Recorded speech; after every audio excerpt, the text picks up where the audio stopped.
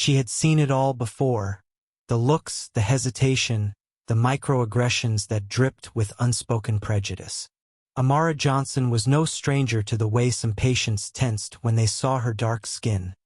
The way their eyes darted to the nearest white nurse as if seeking reassurance. But tonight would be different. The emergency room doors crashed open, and the scent of antiseptic and desperation filled the air. Paramedics rushed in, pushing a stretcher carrying a middle-aged man in a tailored navy suit. His shirt soaked in sweat, his skin ghostly pale. He clutched his chest, his breathing shallow, eyes darting wildly with panic. Cardiac arrest, one of the paramedics called out. Collapsed at a business gala. We got a pulse back en route, but it's weak. Amara stepped forward without hesitation, taking control of the situation. Get him on oxygen now, she commanded, her voice firm but calm.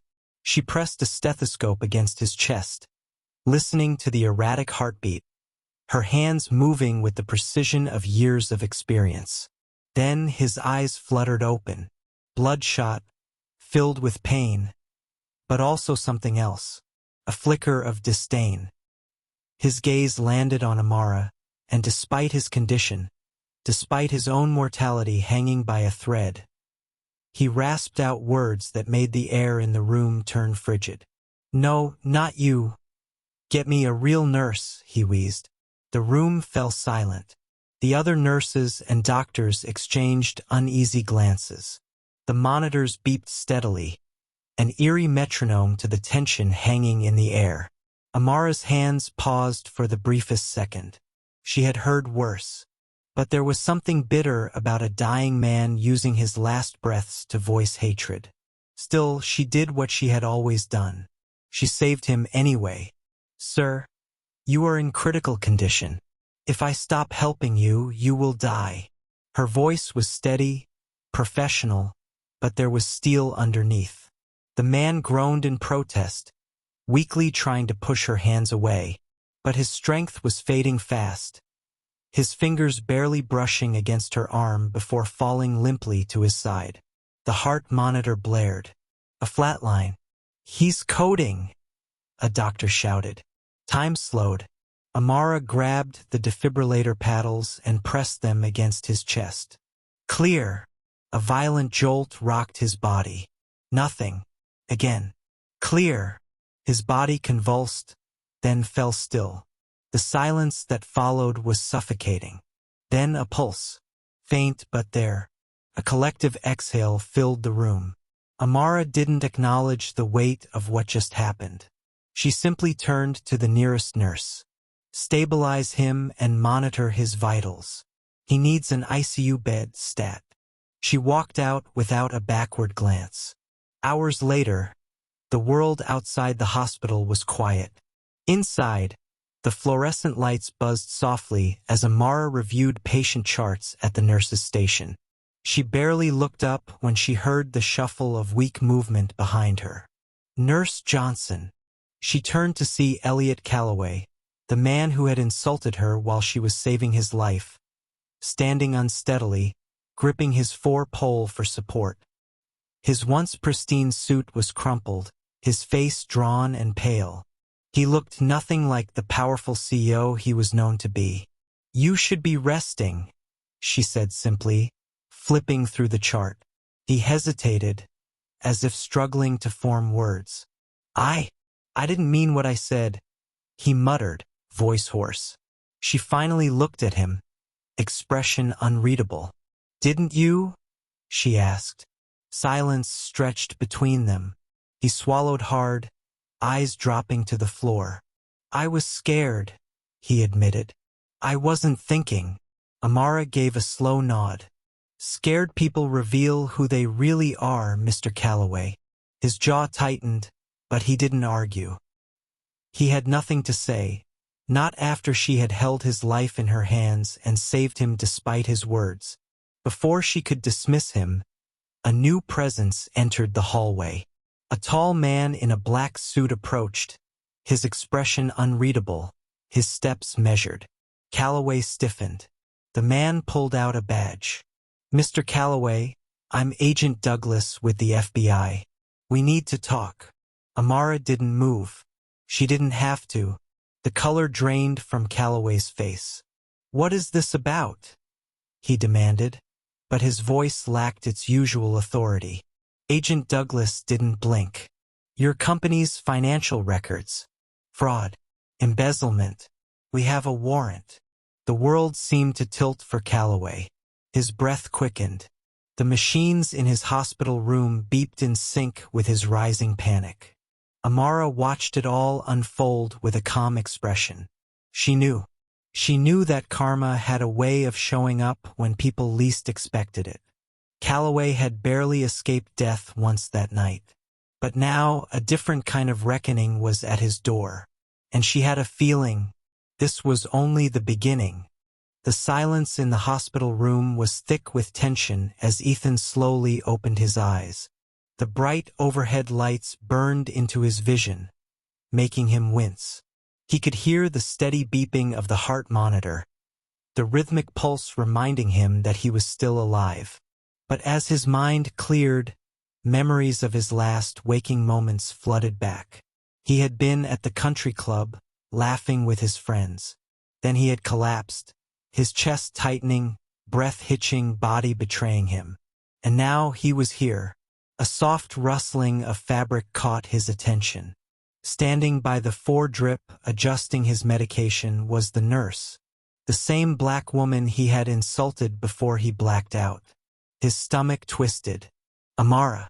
Her name echoed in his mind as she calmly checked his vitals, her hands moving with practiced precision. She looked different now, more composed, more powerful. The badge on her scrubs read, Head Nurse Amara Thompson. Ethan's mouth was dry, his throat scratchy. He tried to speak, but only a croak came out. Amara glanced at him, her face unreadable. "Mr. Whitmore, you're awake. How are you feeling?" He licked his lips, his pride and shame warring within him. He didn't know what to say. What could he say? She tilted her head slightly, waiting. A long silence stretched between them before Ethan finally muttered, "You saved my life." Amara's eyes didn't waver. "I did my job." The weight of those words pressed down on him. She wasn't going to make this easy, and he knew he didn't deserve forgiveness. He had judged her, belittled her, only to have her be the one to keep his heart beating. The door to the room swung open, and a tall man in a tailored navy suit entered.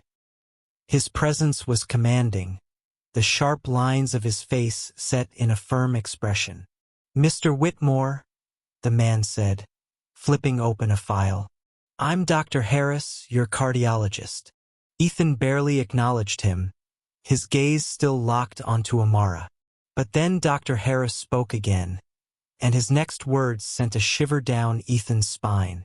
"You suffered a severe cardiac episode due to prolonged hypertension. If it weren't for Nurse Thompson's quick thinking and advanced medical knowledge, you wouldn't have survived." Ethan's heart pounded, not from his condition, but from the realization of just how close he had come to dying. And the irony was suffocating. "Advanced medical knowledge?" Ethan repeated, his voice hoarse. Dr. Harris nodded. "Yes.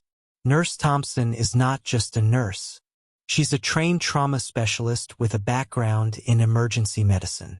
In fact, she's in the final stages of her doctoral program to become a cardiothoracic surgeon."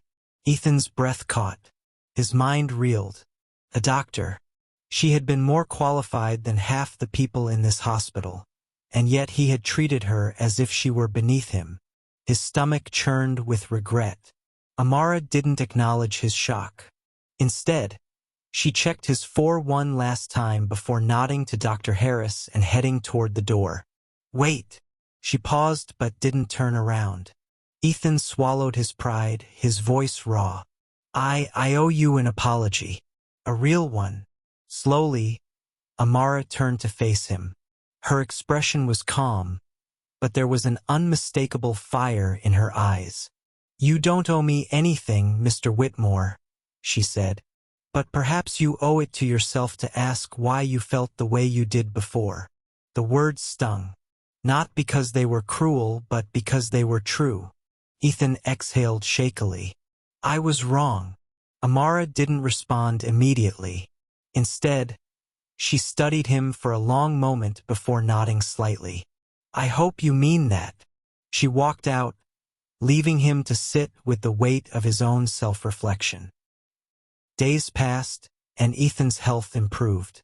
But his mind wouldn't let go of what had happened. The arrogance he had carried his entire life had been shattered, and the person who had saved him had every reason to let him suffer. But she hadn't. Determined to make things right, he did something he had never done before. He researched her, and what he found humbled him even further. Amara Thompson had been a prodigy, top of her class in medical school, recruited by some of the best hospitals in the country. She had dedicated her life to saving others, despite facing countless obstacles along the way. And Ethan? He had dismissed her with a single look. The shame was unbearable.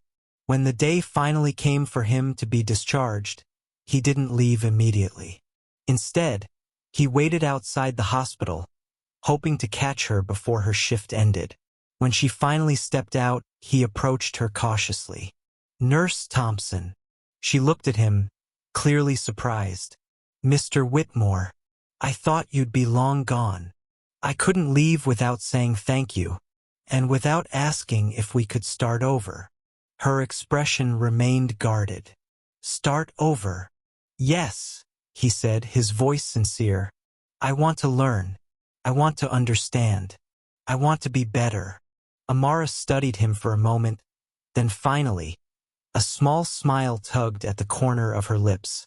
"Then start by calling me Amara." Ethan exhaled, a genuine smile forming. Amara. For the first time, he felt like he was standing in front of someone truly remarkable. And for once, instead of being the one in power, he was the one humbled.